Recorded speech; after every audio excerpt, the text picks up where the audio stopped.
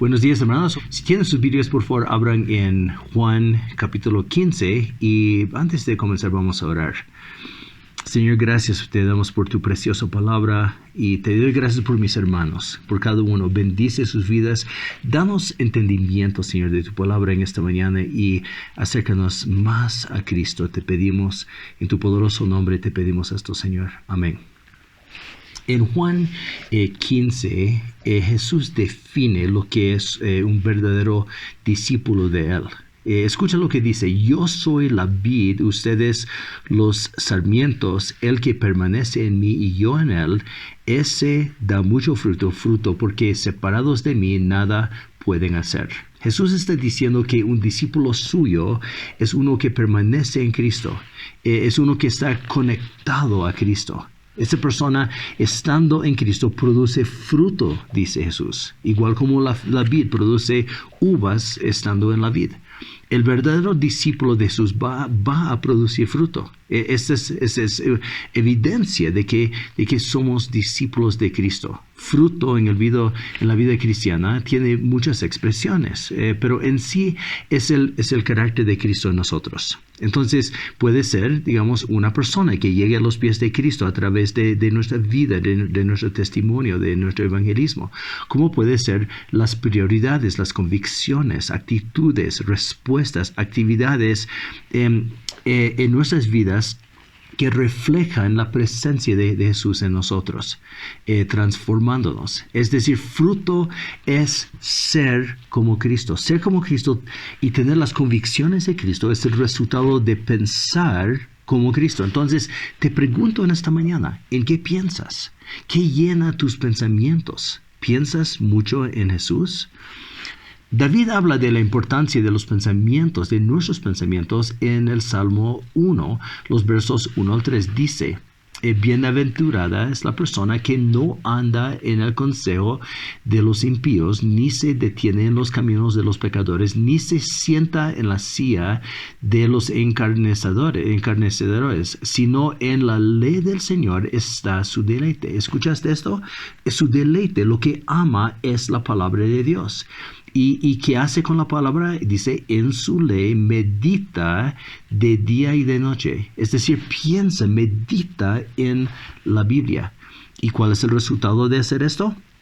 Será como árbol plantado junto a las corrientes de agua, que da su fruto a su tiempo y su hoja no se marchita. En todo lo que hace prospera. El discípulo de Cristo es uno que ama la Biblia. Su amor por Cristo lo lleva a pensar, a meditar en la palabra de Dios. Y el resultado de vivir la prioridad de Jesús es una vida bendecida por Dios. ¿Quieres ser bendecido por Dios? Llena tu vida con su palabra. Haz que la palabra sea la prioridad de tu vida, tu deleite cada día. Aquí una de las maneras de hacer esto, David dice, es meditando en la palabra de Dios. Ahora, ¿entiendes lo que es meditar en la palabra del Señor? Es muy diferente que la meditación trascendental. Meditación trascendental es una expresión, es una actividad del hinduismo, donde uno, usando una mantra o frase, buscando hacerse uno con el universo, vacía su mente. ¿Ya?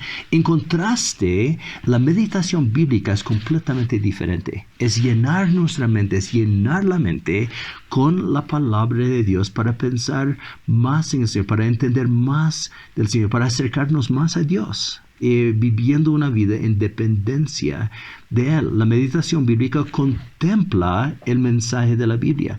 Cuando medito en la palabra, yo considero cada palabra dentro de su contexto. Les daré un ejemplo de lo que hago cuando yo medito en la Biblia. Y quiero usar Juan 3:16 porque es un texto tan conocido.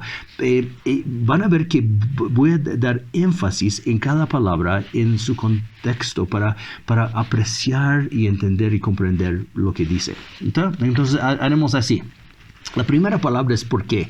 La palabra ¿por qué? Conecta el mensaje de Jesús que ya ha dicho a Nicodemo a la aplicación. Entonces está diciendo a Nicodemo lo que él debe hacer. El mensaje que Dios ha comunicado hasta ahora en Juan 3 a Nicodemo es que Dios nos creó para tener una relación personal con Él. Y la aplicación a Nicodemo es: Nicodemo, necesitas entrar en una relación personal con Dios. Necesitas creer en Jesús. ¿Ya? Entonces, porque de tal manera, eso da énfasis, mostrando la intensidad de la intención de Dios, cumpliendo su propósito, proveyendo salvación. Porque de tal manera Dios, hay un solo Dios que ha existido eternamente. Él es el eterno Dios, Padre, Hijo, Espíritu Santo, quien ha prometido el rescate desde Génesis. Porque de tal manera Dios amó. Amor es la naturaleza de Dios. Su amor nos llevó a tomar, lo llevó a Dios a tomar la acción de proveer rescate para pecadores, tú y yo, ¿no? Enviando a Cristo al mundo. Su motivación entonces al hacer esto es amor. Podemos experimentar este amor de Dios entrando en una relación personal con Él. Este es el punto central de lo que Jesús está diciendo aquí en este pasaje. Porque de tal manera amó Dios al mundo. El mundo es cada persona perdida en las tinieblas de su pecado. Somos tú y yo. Dios en su amor provee rescate mediante el perdón de nuestros pecados por la sangre, por la muerte de Cristo. Esto nos hace miembros de su familia, ¿ya? Entonces, porque de tal manera amó Dios al mundo que indica propósito. Conecta la actitud del amor de Dios con su acción de rescate enviando a su Hijo. ¿Ya? Porque de tal manera amó Dios al mundo que dio. Habla del amor de Dios. El amor de Dios lo llevó a dar.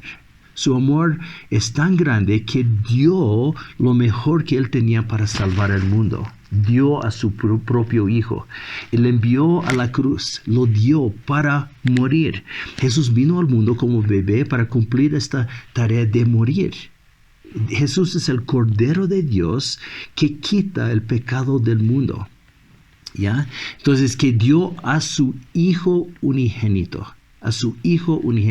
Jesús es Dios, el Hijo, la segunda persona de la Trinidad. Jesús vino para ser el sustituto para pecadores.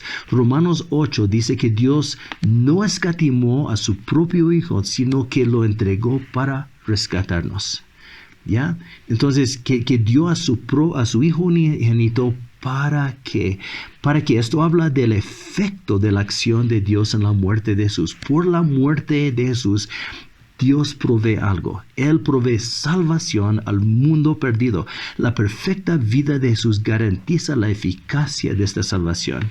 Entonces, que dio a su Hijo unigénito para que todo aquel habla de lo que Dios ofrece salvación a todas las personas en todo lugar. Esto incluye a ti y a mí. ¿Ya? Entonces, porque de tal manera amó Dios al mundo que ha dado a su Hijo unigénito para que todo aquel que en Él cree, no todos reciben este don de salvación, pero la invitación se extiende a todos los que creen. Creer es confiar en la muerte de Jesús para el perdón de nuestros pecados, que creen en Él. La fe no es fe en fe. La fe es fe en Jesús, confiando en Jesús, creyendo en Jesús, confiando en su muerte en la cruz para salvarnos, para que todo aquel que en Él cree no se pierda. Este es el resultado de creer. Si rehusamos creer, recibiremos el juicio y la ira de Dios, la maldición de la ley, separación de Dios, la muerte eterna. Pero en Cristo recibimos el perdón de los pecados, protección contra las consecuencias eternas de nuestro pecado. Es decir, si creemos en Jesús, Dios quita toda condenación de nosotros.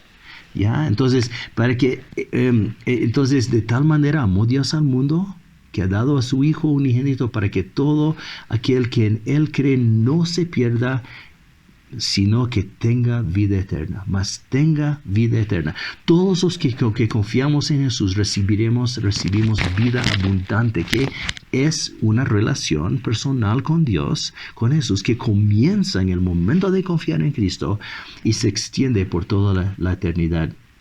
Ahora, estoy seguro que notaste que al meditar en la palabra traté de considerar cada palabra a la luz del contexto de Juan 3 y el mensaje central de toda la Biblia, que es la cruz de Cristo. Entonces aquí el mensaje central que Jesús comunica en Juan 3 es que Dios en su amor provee salvación mediante la muerte de Jesús. Y esto recibiremos por la gracia de Dios mediante la fe.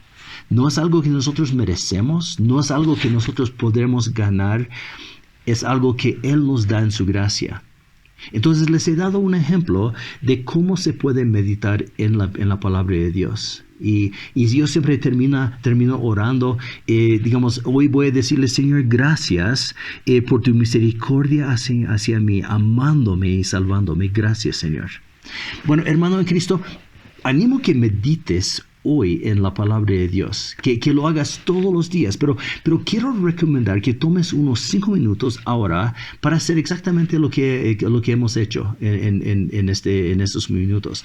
Busca algún versículo bíblico y medita en lo que dice. Meditando en la Biblia formará tu mente para que pienses como Cristo, para ser un discípulo fiel que produce fruto en tu vida. Esa es la vida que Dios bendice. Vamos a orar, terminar orando. Señor, gracias te damos por tu preciosa palabra. Y te pido que tu Espíritu Santo nos lleve, Señor, a meditar en ella, a entender las profundidades, Señor, para acercarnos más a ti, para amarte más, para ser discípulos fieles de Cristo en nuestras vidas. Te pedimos esto en el poderoso nombre de Jesús. Te pido hoy día, Señor. Amén. Hermanos, que Dios los bendiga este día, que anden en el amor del Señor. Que Dios los bendiga.